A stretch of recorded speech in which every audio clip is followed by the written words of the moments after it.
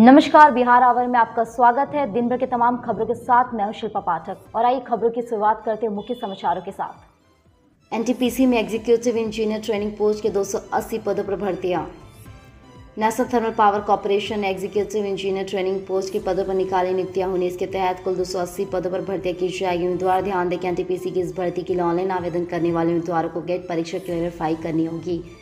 वहीं ऑनलाइन आवेदन करने वाले उम्मीदवारों को ऑफिशियल वेबसाइट ntpc.com.in पर जाकर ऑनलाइन आवेदन कर सकते हैं। एनटीपीसी एप्लीकेशन पोर्टल के मुताबिक ऑनलाइन आवेदन की प्रक्रिया 21 मई 2021 को शुरू की जाएगी। वहीं इस प्रक्रिया 10 जून 2021 तक चलेगी।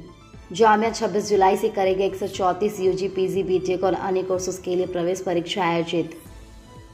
नई दिल्ली स्थित केंद्रीय विश्वविद्यालय जामिया मिलिया इस्लामिया विभिन्न under graduate, post graduate, B Tech व B architect diploma, advance diploma और पीजी डिप्लोमा कोर्सेज में शैक्षणिक वर्ग 2021-2022 में दाखिले के लिए ई प्रोस्पेक्टस जारी कर दिया है।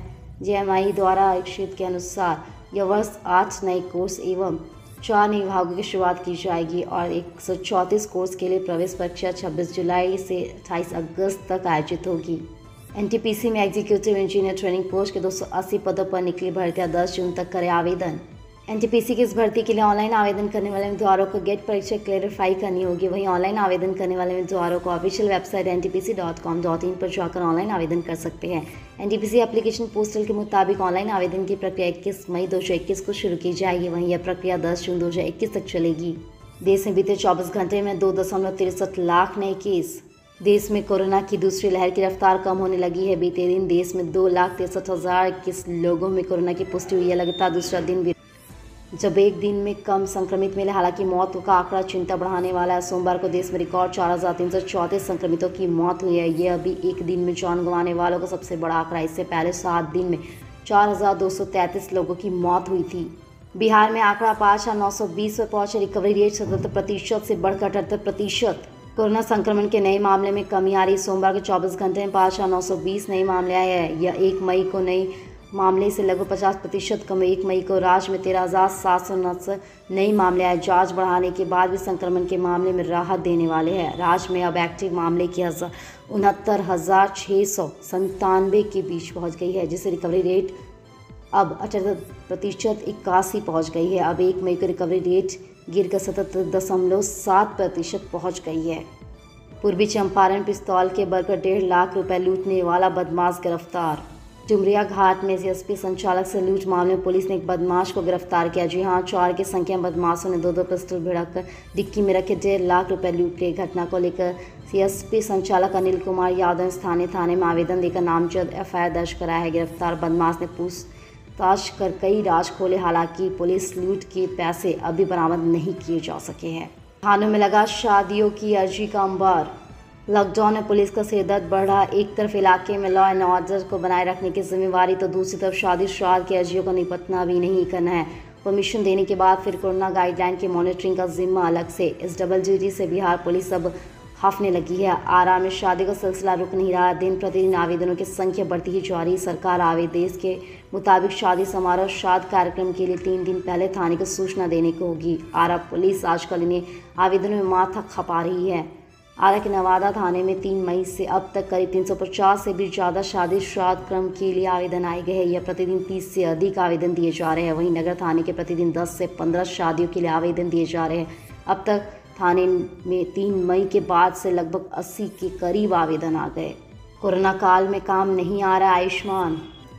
बिहार के 5.5 करोड़ लोगों को कोरोना में नहीं मिल रहा आयुष्मान का लाभ। जी हाँ, प्राइवेट हॉस्पिटल में सरकार की निर्धारित रकम भी पड़ेगी भारी। कोरोना काल में सेहत की कोई गारंटी नहीं है। सरकारी अस्पताल में इलाज नहीं मिला तो प्राइवेट में ऐसे लोगों को कोई छूट नहीं है। सरकार के निर्धारित रेट दर के अस्पताल का खर्च भी अभी नहीं भारी पड़ेगा, क्योंकि राज्य के किसी भी निजी हॉस्पिटल में आयुष्मान योजना का कोई लाभ नहीं मिल पा रहा है। संकट काल में पीएम की महत्वाकांक्षी योजना आयुष्मान का लाभ बंद हो गया है। प्रदेश में आयुष्मान योजना में कोविड लाभार्थियों की संख्या 5.55 करोड़ है। पीडीएस दुकानदार ने 104 क्विंटल राशन मार्केट में बेचा। लोगों ने की शिकायत तो पुलिस ने किया गिरफ्तार। पीडीएस दुकान को पुलिस ने गिरफ्तार कर लिया। गिरफ्तार सत्यानंद पासवान ने लोगों को राशन नहीं बांटा, 104 क्विंटल अनाज की कालाबाजारी कर दी। लोगों की शिकायत के बाद एसडीओ ने जांच का निर्देश दिया। जांच में राशन बेचने का आरोप सही पाए जाने पर उसके खिलाफ प्राथमिकी दर्ज कर गई है। इसके बाद पुलिस ने आरोपी डीलर सत्यनंद पासवान को गिरफ्तार कर लिया है। Boat colony power sub station के पास चोर ने काटा 11 केवी फीडर। पेसू क्षेत्र के boat colony power sub station से निकलने वाले 11 केवी फीडर को सोमवार की देर रात चोरों ने काट लिया। जी हां, इस कारण आग लग गई। इस दौरान चोर झुलसने से बावजूद बिजली कर्मियों के पहुंचने से पहले भागने में सफल नजर आए। इस कारण राजीव नगर इलाके की बिजली सप्लाई बंद हो गई। बिजली गुल होने से जानकारी मिलने के बाद पाटलिपुत्र के विद्युत कार्यपालक अभियंता मनीष कांत के द्वारा LA college power sub station और दीघा पावर सब स्टेशन से निकलने वाले 11 केवी फीडर आपूर्ति सुनिश्चित कराई गई। इन्होंने कहा कि 11 केवी फीडर काटे जाने के मामले में शास्त्री नगर थाने में अज्ञात चोरों के खिलाफ प्राथमिकी दर्ज कराने का निर्देश दिया गया। आईसीयू में एडमिट महिला कोरोना मरीज से दुष्कर्म के प्रयास का आरोप। पटना राजा बाजार स्थित एक बड़े अस्पताल की आईसीयू में एडमिट 45 साल की कोरोना मरीज से दुष्कर्म की कोशिश की गई। जी हां, सोशल मीडिया पर इस आरोप का वीडियो वायरल होते ही हड़कंप मच गया। मामले की जानकारी एसएसपी उपेंद्र शर्मा को हुई है। उनके निर्देश के दिन ही 3 सदस्यीय टीम छानबीन करने अस्पताल पहुंची। शास्त्री नगर के थानादार रामशंकर सिंह मौके पर पहुंचकर छानबीन में जुट गए। देर रात तक पीड़िता की बेटी और किसी अन्य परिजन की तरफ से थाने में लिखित शिकायत नहीं की गई। पटना में ब्लैक फंगस से डॉक्टर की मौत, 11 नए मरीज भी मिले।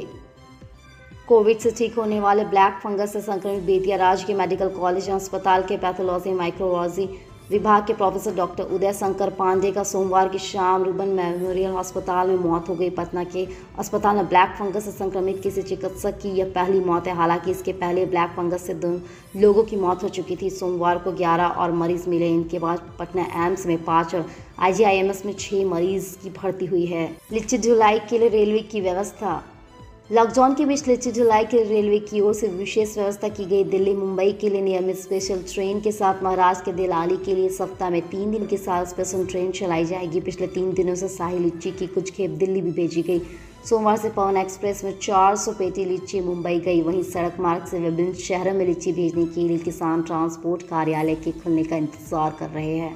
बिहार में शादी करने वाले फिलहाल रहे सावधान। प्रशासन का शादियों पर सबसे ज्यादा ध्यान। लॉकडाउन 2 में पुलिस प्रशासन ने सख्ती बढ़ा दी है। पिछले 24 घंटे में रिकॉर्ड 3 दर्जन से अधिक लोगों की गिरफ्तारी की गई। बेवजह सड़क पर निकलने वालों की पुलिस ने 1499 वाहनों को जब्त कर लिया है। एक दिन में 26,60,000 रुपए का जुर्माना वसूला गया। शहरी इलाकों में तो कार्रवाई हो रही। लॉकडाउन 2 में ग्रामीण इलाकों में फोकस करने को कहा गया। खास बात यह है कि शादी समारोह के मौके पर कोरोना गाइडलाइन को लेकर थाना पुलिस को सख्त नजर रखने को कहा गया है। जिला प्रशासन SP स्तर पर इसकी मॉनिटरिंग की जा रही है। बिहार में स्कूलों के हर बच्चे को लैपटॉप व टैबलेट देने की तैयारी। कोरोना महामारी के चलते बेपटरी हो चुकी प्रदेश के सरकारी विद्यालयों की शिक्षा व्यवस्था के लिए यह अच्छी खबर। जी हां, यदि बिहार सरकार की मेहनत रंग लाई तो बच्चे डिजिटल डिवाइस यानी लैपटॉप व टैबलेट से ऑनलाइन पढ़ाई करेंगे। इसके लिए राज्य सरकार ने पहली से 12वीं कक्षा के विद्यार्थियों के लिए ऑनलाइन पढ़ाई की डिजिटल डिवाइस मुहैया कराने की मांग केंद्र सरकार से की है। साथ ही बिहार ने डिजिटल डिवाइस का प्रावधान शिक्षा अभियान में करने का अनुरोध किया है। महत्वपूर्ण यह है कि केंद्र सरकार ने डिजिटल डिवाइस बिहार सरकार को उपलब्ध कराने का भरोसा भी दिया है। शिक्षा विभाग के अपर मुख्य सचिव संजय कुमार ने यह जानकारी दी। बिना पदनाम व रिकॉर्ड के भी तय कर दी गई सैलरी।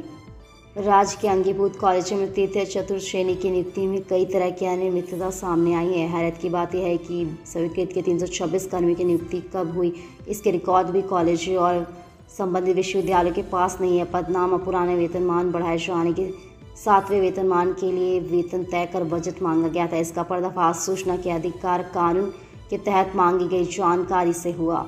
पूर्व मध्य रेल के सभी प्रमुख रेलवे स्टेशनों पर उपलब्ध होगी ऑक्सीजन।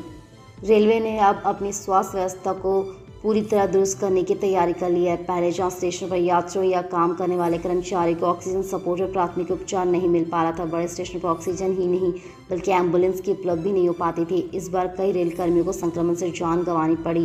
पूर्व मध्य रेल के महाप्रबंधक ललित चंद्र द्विवेदी ने अब सभी प्रमुख स्टेशनों के साथ प्रत्येक रेलवे हेल्थ सेंटर और पॉलिस क्लिनिकों में ऑक्सीजन की व्यवस्था करने का निर्देश दिया। अब इन स्टेशनों में या आसपास के रेल कर्मियों की तबीयत खराब होती है तो उन्हें तत्काल स्टेशन से एम्बुलेंस के जरिए ऑक्सीजन सपोर्ट मिलेगा, जिससे उनकी जान बच सकेगी। इस दिशा में कार्रवाई भी शुरू हो जाएगी। इस संबंध में ईस्ट सेंट्रल रेलवे कर्मचारी यूनियन ने भी महाप्रबंधक से मिलकर मांग की थी। सीतामढ़ी के बैरगनिया में SI को गलत केस बनाना पड़ा महंगा। बैरगनिया थाने में तैनात एक दरोगा को वर्दी के रौब में गलत काम करना पड़ा। महंगा मारपीट के मामले को सुलझाने के बजाय उसको रंगदारी का केस बनाकर वर्दी का रौब दिखा रहे थे। पुलिस कप्तान हरिकिशोर राय ने खुद उस दरोगा की मनमानी पकड़ लिया, उसके बाद निलंबित कर दिया। एसपी ने बताया कि उस एसआई प्रमोद कुमार को बार बार मना करने के बावजूद अपनी मनमानी करते रहे। डीएमसीएच में 25 बेड के नए आईसीयू में इलाज शुरू। दरभंगा मेडिकल कॉलेज अस्पताल में 25 बेड के नए गहन चिकित्सा कक्ष में सोमवार से मरीजों का इलाज शुरू हो गया है। पहले 3 गंभीर मरीजों के इस वार्ड में भर्ती किया गया। गंभीर मरीजों को बचाने के लिए इस नए गहन चिकित्सा कक्ष में मिनी वेंटिलेटर से लेकर बड़े वेंटिलेटर की व्यवस्था हो गई। मरीजों की परेशानी को लेकर अलग अलग जीवन रक्षक मशीनें लगाई गई है। लगातार इस वार्ड को अपडेट किया जा रहा है। संक्रमण से खतरा को लेकर स्पेशल ट्रेनों की एसी में सफ़र करने वाले यात्री स्लीपर को ज़्यादा कर रहे पसंद। कोरोना संक्रमण की खतरा को लेकर स्पेशल ट्रेनों की एसी में सफ़र करने वाले यात्रियों की संख्या में काफ़ी घटी है। गया जंक्शन से गुजरने वाली लंबी दूरी की ट्रेनों का हाल ज़्यादातर एसी कोच में सफ़र करने वाले यात्री स्लीपर कोच में सफ़र कर रहे हैं। इसी प्रकार जहाँ गया जंक्शन से नई दिल्ली को जाने वाली महाबोधि एक्सप्रेस और गया से मद्रास को जाने वाली गया मद्रास स्पेशल एक्सप्रेस में तो एसी कोचिंग 50 से 55% के आरक्षण टिकटों की बुकिंग हो चुकी है। 1200 बैंक कर्मी कोरोना संक्रमित, 38 की गई जान। बैंक शाखाएं कहीं बिहार में नई कोरोना हॉटस्पॉट ना बन जाए, इस बैंक खासकर ग्रामीण क्षेत्रों की शाखाओं में लोगों की भीड़ उमड़ रही है। वहीं गार्ड तक की व्यवस्था नहीं है। तमाम लोग बिना मास्क के भी वहां पहुंच रहे हैं। किसान सम्मान निधि का पैसा खाते में आने के लिए अब भीड़ भी बढ़ गई है। जिनके खाते में पैसा नहीं आया वो भी जानकारी लेने बैंक पहुंच रहे हैं। बैंकों में बढ़ती भीड़ के कारण वहां का स्टाफ भी भयभीत है। जहां आज तक बिहार में बैंक शाखाओं का सवाल यह है कि यह सार्वजनिक क्षेत्र, निजी क्षेत्र, ग्रामीण सरकारी बैंकों को मिलाकर इनकी संख्या तकरीबन 3600 हो गई है। कोरोना काल में बैंक कर्मी भी तेजी से संक्रमित हो रहे हैं। राज्य में तकरीबन 57,000 बैंक कर्मी, इनमें से अभी तक 1200 से अधिक संक्रमित हो चुके हैं। 38 की कोरोना से जान चली गई। बैंक कर्मी शाखा में सुरक्षा प्रबंधक के साथ केरल की तर्ज पर कोरोना काल में सप्ताह में 3 दिन बैंकिंग सेवा बहाल रखने की मांग कर रहे हैं। गोपालगंज के चनावे जेल में 86 कैदी कोरोना संक्रमित। बिहार के गोपालगंज जिले के चनावे मंडल कारा में 86 कैदी कोरोना संक्रमित मिले। सोमवार की इसकी रिपोर्ट आने के बाद कारा प्रशासन और दूसरे कैदियों में हड़कंप मच गया। आनंद फानन में सभी संक्रमित कैदियों को आइसोलेशन वार्ड में रखकर इलाज शुरू कर दिया गया है। थाने के प्रभारी चिकित्सा पदाधिकारी डॉक्टर अविनाश कुमार ने बताया कि ट्यूनेट जांच के साथ 150 कैदियों का सैंपल लिया गया। इसमें 86 कैदी संक्रमित पाए गए। एसटीएफ को मिली बड़ी सफलता, 15 पिस्टल के साथ 2 हथियार तस्कर गिरफ्तार। स्पेशल टास्क फोर्स ने 2 हथियार तस्करों को गिरफ्तार किया। मुंगेर के बरियारपुर में हुई कार्रवाई के दौरान तस्करों के पास से 15 पिस्टल मिले हैं। ये पिस्टल 7.65 mm के हैं और अर्धनिर्मित हालात में इन्हें बरामद किया गया। चक्रवर्ती तूफान टाउटे ने बिहार में दिखाया असर। अरब सागर में आए तूफान टाउटे का बिहार पर मंगलवार को असर दिखा। दिन में हल्की धूप के बाद दोपहर के बाद आसमान में बादल छाए रहे। कुछ ही देर में बारिश शुरू होगी। पटना में हल्की बारिश हुई। इसी के दौरान ही दोपहर में शाम का नज़ारा हो गया। राजधानी के साथ बिहार के अन्य जिलों में भी टाउटे का प्रभाव दिखा। कई स्थानों बारिश के साथ ही धूप पर बादलों ने डेरा जमा लिया। हालांकि तेज़ हवा नहीं चली, जिससे लोगों को परेशानी नहीं हुई। मौसम विभाग ने एक दिन पहले ही बताया था कमज़ोर होने के बाद टाउटे बिहार की ओर जा सकता है। कोरोना से ठीक होने के बाद पानी या प्रोटीन का रखें खास ख्याल, जल्द रिकवरी में मदद करेंगे। अगर आप संक्रमण से उबरकर सुधार के दौर में हैं तो अपने शरीर में पानी और प्रोटीन की पर्याप्त मात्रा का विशेष ध्यान रखें। कोविड रिकवरी के दौर पर कमज़ोर शरीर, स्वाद गंध की कमी से आपको परेशानी तो आएगी, पर बेहद खास खान पान अपने धीरे धीरे अच्छे स्वास्थ्य की ओर ले जाएगा। डाइटिशियन स्वाति बादवाल का कहना है कि कोरोना संक्रमण के बाद मरीज के शरीर में बेहद कमजोरी आ जाती है, पाचन भी ठीक नहीं होता। ऐसे में वह एक बार भरपूर भोजन नहीं कर सकते हैं। ऐसे में ज़रूरी है कि उसे 2-3 घंटों के अंतराल पर कुछ पौष्टिक भोजन दिया जाए। इस बात का भी खास ध्यान रखा जाए कि मरीज़ के श्वास और गंध शक्ति लौटने 20 से 25 दिन लग सकते हैं। ऐसे में मरीज़ जो भी घर का बना भोजन मन से खाता है तो उसको उन पर बनाया खिलाया जाए। आज का सवाल, क्या कोरोना काल में महंगाई ने जीना मुश्किल कर दिया? तो आज के लिए बस इतना ही। आप बने रहिए हमारे साथ बिहार आवर में। धन्यवाद।